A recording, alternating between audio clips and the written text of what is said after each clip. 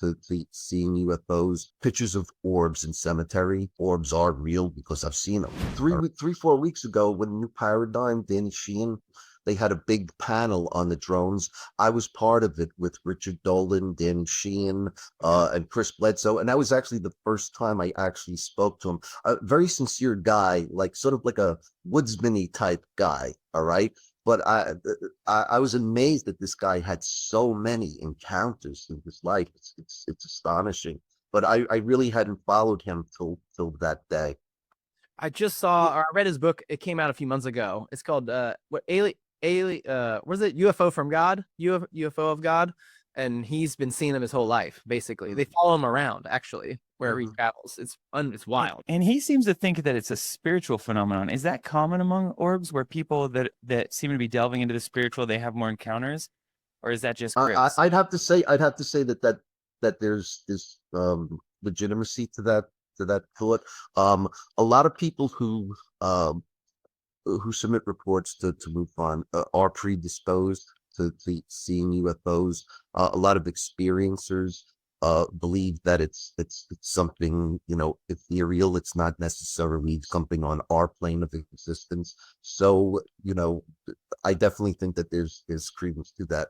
A lot of times, though, when people take pictures of orbs in cemetery, all right, at night, they're really not orbs. It's our photo analysis team will tell you that it's the camera lens focused to infinity and the dark night, and it's really just a dust speck floating in front of the camera that's blown up and out of focus. So it's not even, real. But I absolutely believe orbs are real because I've seen them.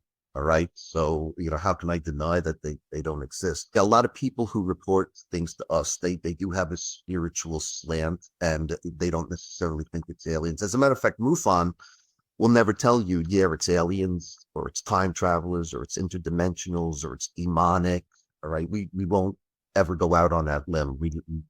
We just investigate and put the conclusions into the database for other researchers. Yes. So we don't call ourselves the Mutual Alien Network, because the UFO pretty much covers everything and anything. It seems like it's picking up a lot. And I say this from personal experiences. I'll share a couple later on, but is that right? Does it feel like all activity is just picking up recently, kind of around the world? Yeah, I've been doing this a long time, so I'll tell you, you got to be careful about that, because when people see drones, then everybody in the world sees drones. Okay, and some of it's hysteria, and the other part, where you have to be careful, and this is the practical side of things. For many years, MUFON was the only active database. So you would get accurate monthly statistics. Was there more sightings in Washington State? Was there less in Pennsylvania? And you can't do that anymore because there's so many new groups popping up, like Arrow. NASA takes reports. There's the pilot group that takes reports. And now there's that private corporation called Enigma Labs that take reports. So none of these agencies, including MUFON, talk to each other. All right. So you can't really get accurate statistics anymore. You never will again. It's too bifurcated to different places.